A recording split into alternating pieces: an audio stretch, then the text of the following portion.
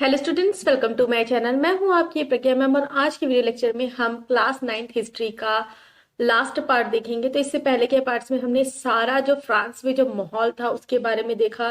फिर इससे पहले का जो पार्ट था उसमें हमने वुमेन्स का क्या रोल था, जो रेवोल्यूशन आ रही है, क्रांति आ रही है, उसमें वुमेन्स का क्या रोल था, उनकी क्या मांगे थी और उनकी मांगे कैसे पूरी हुई, वो सारी चीजों के बारे में देखा। अब हमको लास्ट पार्ट में देखना है अबोलिशन ऑफ स्लेवरी और वहाँ एवरीडे लाइफ कैसा हुआ हो गया था फ्रांस में। इतना सब कुछ उथल पुथल होने के बाद जो सालों से जो चेंजेस है उसके बाद जो है क्या क्या चेंजेस है उसको हमको देखना है। तो चेंजेस के साथ क्या चेंजेस है उन चीजों को हमको देखना है। तो one of the most revolutionary social reforms of Jacobian regime was abolition of slavery in French colonies. तो जो जैकोबिन का जो टाइम था जिसके बारे में हमने पहले जो पार्ट्स है उसमें डिस्कस किया है, देखा है, तो यहाँ पे ये था सबसे जो रेवोल्यूशनरी क्रांतिकारी सामाजिक बदलाव। सोशल रिफॉर्म मतलब सामाजिक बदलाव, वो क्या था? एबोलिशन मतलब खारिज कर देना, स्लेवरी मतलब गुलामी। ठीक है, तो गुलामी क्या होती है उसके बारे में अभी हम देखेंगे कि आपका मतलब दिल दहल जाएगा। ये चीज आप देखेंगे कि उस समय जो है ये स्लेवरी का मतलब क्या हुआ करता था। The colonies in the Caribbean, Martinique, Guadeloupe, and San Domingo were important suppliers of commodities such as tobacco, indigo, sugar, and coffee. तो ये जो एरियाज है, ठीक है, ये कॉलोनीज जो बना के रखी गई थी, ये जो एरियाज है यहाँ पे, ये इंपॉर्टेंट सप्लायर्स हुआ करती थी जो एवरीडे उस समय एवरीडे लाइफ में ये चीजें यूज आती थी। जैसे कि टोबैको हो गया, टोबैको जो है वो नशा वाला पदार्थ होता है। इंडिगो जो है कलर करने के लिए यूज किया जाता है। शुगर, शक्कर सब जानते हैं, कॉफी भी जानते हैं। But the reluctance of Europeans to go and work in distant and unfamiliar land meant a shortage of labor on the plantation। तो ये जो एरियाज थे ये फ्रांस से काफी दूर थे। ठीक है, तो यहाँ पे जाकर, ठीक है, काम करने के लिए यूरोपियंस जो है अपनी जगह को छोड़कर वहां पे जाने के लिए अनिच्छुक थे। उनकी इच्छा नहीं थी कि वो वहां जाके काम करे, तो हमेशा जो है लेबर की शॉर्टेज हो जाती थी ये जो एरियाज है वहां पे। So this was made by triangular slave trade between Europe, Africa and America's. तो यहाँ पे जो है ट्रायंगुलर स्लेव ट्रेड, ठीक है, ट्रायंगुलर स्लेव ट्रेड इसलिए कहा जा रहा है क्योंकि ये जो स्लेव ट्रेड है ये 3 देशों के बीच में हो रहा है, यूरोप, अफ्रीका और अमेरिका। ठीक है, the slave trade began in 17th century। French merchants sailed from the ports of Bordeaux और Nantes to African coast where they bought slaves from local chieftains. तो यहाँ पे जो है स्लेव ट्रेड जो है 17th century में स्टार्ट हुआ और 17th century में जो ये फ्रेंच मर्चेंट्स हुआ करते थे, जिनको जो फ्रेंच मर्चेंट्स का मतलब होता है जो खरीदता है और बेचता है। ठीक है, कहीं से वो लेके आता है और बेचता है।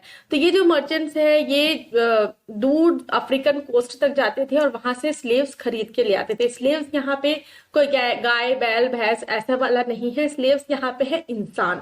ठीक है, तो जो लोकल वहां पे जो चिफ्टेंस मतलब जो कबीले के लोग हैं, ट्राइबल लोग हैं, वहां से वो स्लेव्स को लेके आते थे। Branded and shackled the slaves were packed tightly into the ship for 3 months long voyages across the Atlantic to Caribbean. तो ये जो स्लेव्स हैं, जो इंसानों को वहां से खरीद के लाया जा रहा था, वो ब्रांडेड हुआ करते थे। ब्रांडेड मतलब उनके ऊपर एक थप्पा लगाया जाता था, निशान लगाया जाता था। थप्पा भाई ऐसे नहीं होता था, ठीक है, थप्पा कोई हॉट आयरन, ठीक है, कोई ऐसा मतलब ऐसा एक टैटू बोलते हैं ना, टैटू, उस तरीके का ब्रांड मतलब ब्रांडेड मतलब उनको थप्पा लगा दिया जाता था। स्लैक्ड मतलब एक छोटी सी जगह, मतलब स्लैक्ड मतलब होता है हथकड़ियों में बांधा हुआ। तो ये जो स्लेव्स हैं इनको एकदम शिप में मतलब पूरा ठूस के लेके आया जाता था 3 months तक। ठीक है, लॉन्ग वॉयजेस मतलब जो समुद्र की यात्रा होती है अटलांटिक से लेके कैरेबियन तक, 3 महीने ये जो है स्लेव्स है, इंसान है, ठीक है, वो ऐसे लेके आते थे उनको।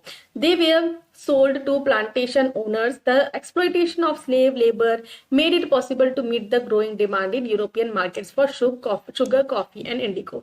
तो ये जो स्लेव्स वो वहां से खरीद के लाते थे, ये जो फ्रेंच मर्चेंट्स है, ये प्लांटेशन ओनर्स है ना, ये प्लांटेशन ओनर्स है ना, जिनके ये बगान हुआ करते थे, उनको वो बेच देते थे। तो ये जो एक्सप्लॉयटेशन है, ठीक है, एक्सप्लॉयटेशन मतलब शोषण है, जो ये स्लेव लेबर्स हैं, इसलिए गुलाम बना के जो यहाँ से लेके आया है और उनको बेचा है, इनसे जो है ये जो ग्रोइंग डिमांड थी मार्केट में शुगर, कॉफी और इंडिगो, वो वहां पे काम करते थे, तो ये डिमांड मीट होती थी। तो port cities like Bordeaux and Nantes owed their economic prosperity for flourishing slave trade. तो ये जो स्लेव ट्रेड है ये बढ़िया बढ़ चढ़ के, मतलब लोग मर्चेंट्स जो है स्लेव्स लेके आते थे, खरीदा जाता था, तो इससे जो ये जो पोर्ट सिटीज है ये बहुत ही ज्यादा प्रॉस्परस हो गई, इकोनॉमिक प्रॉस्परस, मतलब ये अच्छा फलने फूलने लग गया ये जो शहर है। तो यहाँ पे एक पिक्चर दे सकते हैं, ये स्लेव्स है, देखिए इसके खान के कपड़े देखिए, और ये जो है फ्रेंच लोग है, ठीक है। The emancipation of slaves, emancipation का मतलब होता है उनको आजाद करना। This print of 1794 describes the emancipation of slaves. The try colour banner on the top carries the slogan right of man. The inscription below reads the freedom of unfree. The French women prepare to civilize the African and American Indian slaves by giving them European clothes to wear.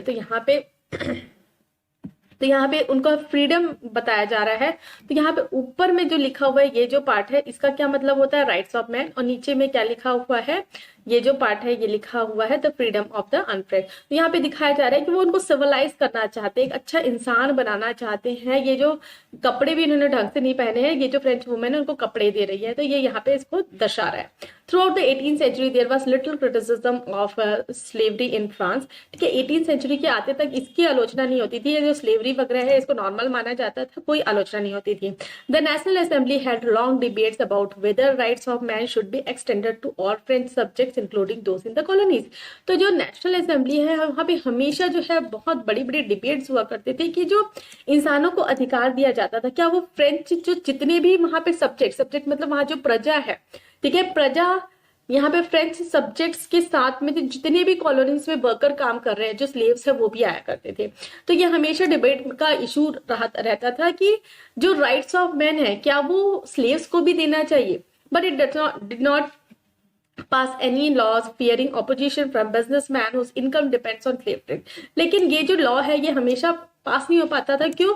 क्योंकि जो businessman है, ठीक है, जिनका income है वो slave trade पे dependent है, ठीक है, प्लांटेशन ओनर्स हैं वो, और फ्रेंच मर्चेंट्स हैं, ये जो बड़े बड़े जो बिजनेसमैन हो गए थे ये पूरी तरीके से स्लेव ट्रेड पे डिपेंडेंट थे। तो अगर गुलामों को अगर वो राइट्स दे देते हैं तो हो सकता है ये बिजनेसमैन जो है उनके अपोज हो जाए, ठीक है, अपोज हो जाएंगे तो उनको दिक्कत हो जाएगी, इसलिए जो ये जो लॉ है उसको पास नहीं किया जाता था। It was finally the conviction which in 1794 legislator to free all slaves।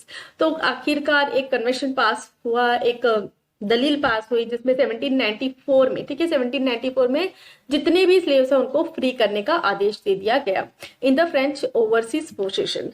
This however turned out to be the short term measure 10 years later।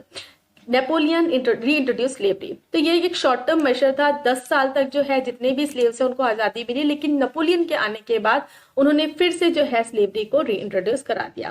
Plantation owners understood their freedom as including the right to enslave African negroes in pursuit of economic interest. Slavery was finally abolished in French colonies in 1848। तो जो plantation owners हैं, ठीक है, उन्होंने भी समझा कि freedom जो है उनको देना चाहिए, और जो ये निग्रोस है, निग्रोस मतलब जो अफ्रीका से वो लेके आए हैं, उनके भी इकोनॉमिक इंटरेस्ट के लिए बात करनी चाहिए। इसलिए जो स्लेवरी है उसको फाइनली 1848 में खारिज कर दिया गया फ्रेंच कॉलोनीज में। तो negroes a term used for indigenous people of Africa south of सहारा।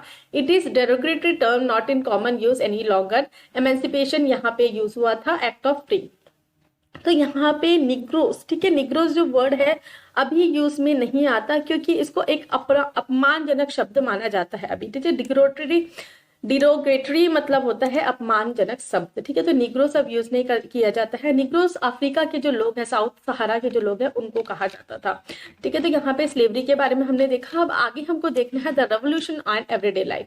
तो ये जो क्रांति आई, ये जो रेवोल्यूशन आया, उसके बाद जो है लोकल मतलब वहां पे जो एवरीडे लाइफ है, लोगों की जो लाइफ है, उसमें क्या क्या बदलाव आए उसके बारे में हमको देखना है। Can politics change the cloth people wear, language they speak और books they read. The years following 17 1789 in France saw many such changes in the lives of men, women and children. तो क्या पॉलिटिक्स के साथ में लोगों के पहनने का नजरिया चेंज, पहनने ओढ़ने का नजरिया चेंज हो जाएगा? क्या वो जो लैंग्वेज बोलते हैं वो चेंज हो जाएगा? क्या वो बुक्स रीड करते हैं वो चेंज हो जाएगा? तो ये सारे क्वेश्चंस के आंसर हमको अभी मिलेंगे। तो ईयर्स है ना, जो 1789 के आगे जो ईयर्स आए उसमें फ्रांस में बहुत सारे बदलाव दिखे, ठीक है, मैन, वुमेन और चिल्ड्रन सारे के जीवन में। The revolutionary government took it upon themselves to pass laws that would translate the idea of liberty, equality in everyday practice. तो ये जो रेवोल्यूशनरी गवर्नमेंट है इसने मतलब एक लॉज पास किए जिससे जो है ये जो आइडियाज है लिबर्टी और इक्वलिटी के वो एवरीडे प्रैक्टिस में भी आ जाए, मतलब लोगों की जिंदगी में भी आ जाए। लिबर्टी मतलब स्वतंत्रता, स्वतंत्र होके काम करने का, ठीक है। इक्वलिटी मतलब सारे लोग इक्वल है। One important law that came into effect soon after the storming of Bastille in summer in 1789 was abolition of censorship. तो यहाँ पे सबसे इंपॉर्टेंट लॉ जो है, जो बेस्टाइल, ठीक है, जो हमने जब चैप्टर स्टार्ट किया था, जो बेस्टाइल में जो धावा बोला गया था समर 1789 में, उसके बाद क्या था, सबसे इंपॉर्टेंट लॉ जो था वो था अबॉलिशन ऑफ सेंसरशिप। ठीक है, सेंसरशिप का मतलब होता है कि आप अपनी जो बात है उसको कह नहीं सकते, ठीक है, कुछ बता नहीं सकते, अपनी जो बात है उसको अच्छे से बोल नहीं सकते। In the old regime all written materials and cultural activities, books, newspaper, plays could be published और performed only after they have to be improved by the censors of the king. तो यही बताया जा रहा है कि जो पुराना जो रेजिम था, पुराने जो रूल्स एंड रेगुलेशंस था, उसमें जो भी अगर रिटन मटेरियल है, कोई भी कल्चरल एक्टिविटीज है, न्यूज़पेपर है, कुछ भी हमने को पब्लिश कराना है तो है ना, तो उसके लिए हमको किंग की परमिशन चाहिए हुआ करती थी। तो किंग का एक ग्रुप होता था, सभा होता था, जिससे हमको परमिशन लेनी पड़ती थी। उसके बाद ही हम ये जो मटेरियल है, कुछ भी न्यूज़पेपर है, उसको पब्लिश करा सकते थे। लोग अपनी मर्जी से कुछ भी न्यूज़पेपर में, कुछ भी बुक्स में नहीं पब्लिश करा सकते थे। Not a declaration of man and citizen proclaimed freedom of speech and expression to be natural right. तो यहाँ पे इसके बारे में हमने पहले भी देख लिया। तो declaration of right of man and citizen, ठीक है, ये क्या प्रोक्लेम कर रहा है, ये क्या दावा दे रहा है कि हर एक इंसान को बोलने का अधिकार है, वो फ्रीडम है कि वो जो चाहे वो बोल सके और एक्सप्रेस करे, जो भी चाहता है वो उसका जो जिसके उसके मन में है उसको एक्सप्रेस कर सके। तो newspaper, pamphlets, books and printed pictures flooded the towns of France from where they travel rapidly into the countryside. तो यहाँ पे जो न्यूज़पेपर है, अब लोगों को आज़ादी मिल गई भाई कि वो जो चाहे न्यूज़पेपर में छाप सकते हैं, पैम्पलेट छाप सकते हैं, बुक्स छाप सकते हैं, प्रिंटेड पिक्चर्स छाप सकते हैं। तो ये जो है इससे इतना मतलब ज्यादा हो गया, जो कंट्री साइड है, जो ग्रामीण क्षेत्र है फ्रांस के आसपास, वहां पे भी सारे जगह जो है ये मटेरियल अवेलेबल हो गया।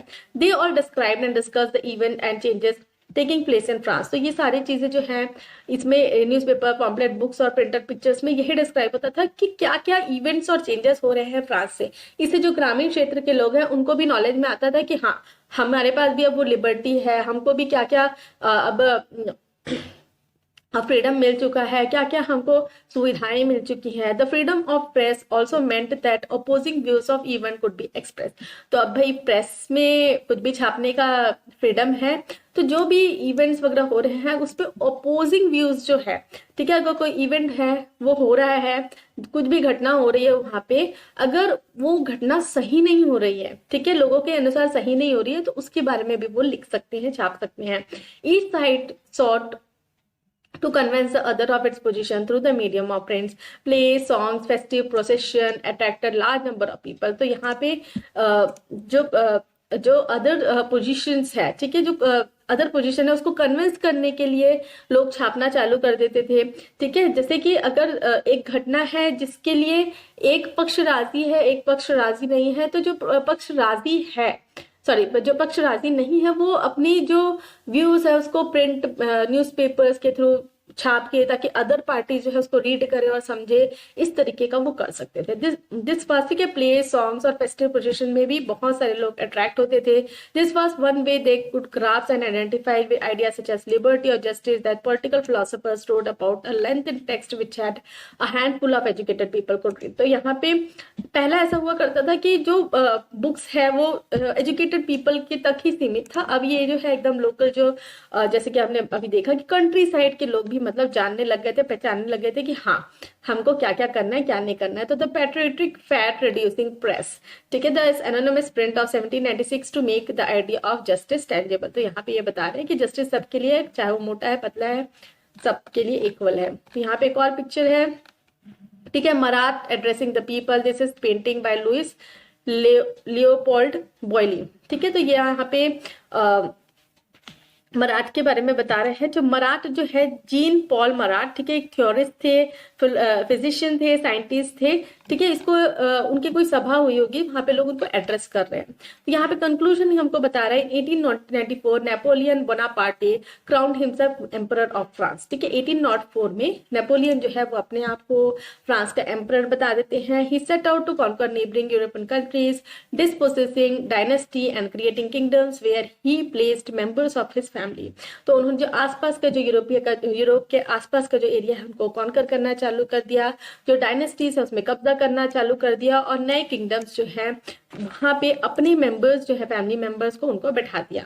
Napoleon saw his role as moderniser of Europe. तो नेपोलियन अपने आप को क्या दिखाता था कि वो यूरोप को क्या है, मॉडर्नाइज करना चाहता है, ठीक है, वहां पे तरक्की करना चाहता है। He introduced many laws such as protection of private property and uniform system of weight measures provided by decimal system. तो इसलिए उन्होंने बहुत सारे लॉस बनाए, जैसे कि प्राइवेट प्रॉपर्टी है उसको प्रोटेक्ट करके रखना, और वेट और मेजर्स है जो डेसिमल सिस्टम में वो उन्होंने जारी करवाया। Initially many saw Napoleon as liberator who would bring freedom for the people. तो पहले शुरू में तो लोगों को ये लगा कि नेपोलियन जो है उनको मुक्ति दिलाने आया, एक लिबरेटर का काम करेगा, उनके लिए अच्छा काम करेगा। But soon Napoleon armies came to be viewed everywhere as invading force. तो धीरे धीरे लोगों को पता चला कि नेपोलियन के जो आर्मीज है वो सिर्फ और सिर्फ जो जगह है, जितनी भी जगहें हैं उनको कैप्चर करना चाह रहे हैं, एक इन्वेडिंग फोर्स की तरह आ रहे हैं।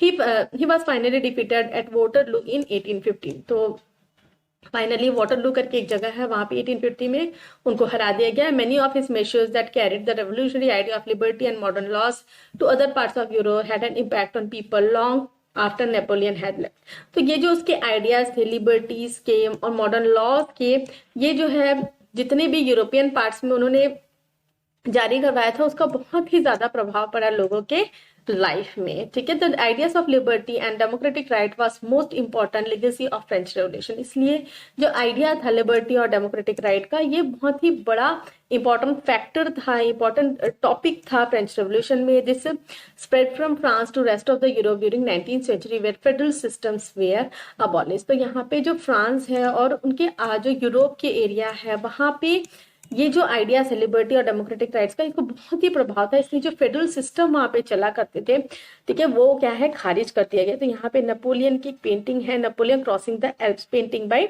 David. Was abolished. Colonized peoples reworked the ideas of freedom from bondage into their movements to create a sovereign nation state. Tipu Sultan and Raja Ram Mohan Roy were two examples of individuals who responded to the ideas coming from revolutionary France. तो यहाँ पे जो ये जो Napoleon का जो idea था liberty का, ये दूसरे देश के जो लोग हैं उनको भी बहुत प्रभावित किया। ठीक है, और वहाँ जो कॉलोनाइज पीपल है वो भी अपने लिए वर्क करने लग गए कि हाँ हमको फ्रीडम चाहिए, हमको कोई एक मतलब एक स्वतंत्र राष्ट्र चाहिए। और साथ ही साथ जो है इंडिया के जो नेता जैसे कि टीपू सुल्तान हो गए, राजा राम मोहन राय हो गए, ये भी इनके जो आइडियाज थे, ठीक है, उसको रेस्पॉन्ड करते थे। और जो रेवोल्यूशनरी फ्रांस गवर्नमेंट है, रेवोल्यूशन जो आ रहा है फ्रांस में, उससे प्रेरित होकर अपनी कंट्री को भी ब्रिटिश राज से आजादी दिलाना चाहते थे। तो Raja Ram Mohan Roy was one of those who was inspired by new ideas that were spreading through Europe at that time. तो राजा राम मोहन राय जो है यहाँ पे जो यूरोप में नई आइडियाज जो आगे चल रहे थे उससे वो बहुत इंस्पायर थे। The French revolution and later and the July Revolution excited his imagination. He could think and talk of nothing else when he heard that July Revolution of France in 1830. On his way to England at Cape Town, he insisted on visiting frigates. ठीक है, frigates मतलब जो warships है, flying the revolutionary tricolor flag. Though he had been temporarily lamed by an accident. lamed मतलब वो लंगड़े हो चुके थे एक एक्सीडेंट में। ठीक है, उसके बावजूद भी मतलब वो जो रेवोल्यूशनरी आइडिया है वो उसको अपनाना चाहते थे, और वो इंसिस्ट किए कि वॉरशिप में वो ट्रैवल करना चाहते हैं, वो वहां से जाना चाहते हैं वॉरशिप में। ठीक है, अपना एक ट्राई कलर जो है उसको लहराते हुए ठीक है। तो हमने राजा राममोहन राय के बारे में भी देख लिया कि कहाँ से हमको जो आज़ादी की जो ये जो हम चाहते थे कि हमारी कंट्री ब्रिटिश राज से आज़ाद हो, ये सब आइडिया फ्रेंच रेवोल्यूशन से ही आया है। तो यहाँ पे ये चैप्टर कंप्लीट होता है। चैप्टर 1 हमने कंप्लीट कर लिया है। आगे जो है हम चैप्टर 2 देखेंगे। काफ़ी सारी चीज़ें उसमें भी हमको देखना है, जानना है फ्रांस के बारे में, और हम इंडस्ट्रियल रेवोल्यूशन के बारे में भी देखेंगे। काफ़ी सारी चीज़ें जानेंगे। बहुत ही इंटरेस्टिंग है। वर्ल्ड हिस्ट्री भी बहुत इंटरेस्टिंग है। इंडियन हिस्ट्री जो हमने 8th क्लास में पढ़ी वो भी बहुत इंटरेस्टिंग है। तो मैं आशा करती हूँ कि आपको ये चैप्टर समझ में आया होगा। चैप्टर समझ में आया तो वीडियो को लाइक शेयर करें, कमेंट करके बताएं कि आपको वीडियो कैसा लगा। और अगर मेरे वीडियोस पसंद आते हैं तो आप मेरे चैनल को सब्सक्राइब कर लीजिए, बेल नोटिफिकेशन को भी ऑन कर लीजिए, ताकि जब भी मैं नए वीडियोस डालूँ तो आपको नोटिफिकेशन मिल सके। Thanks for watching.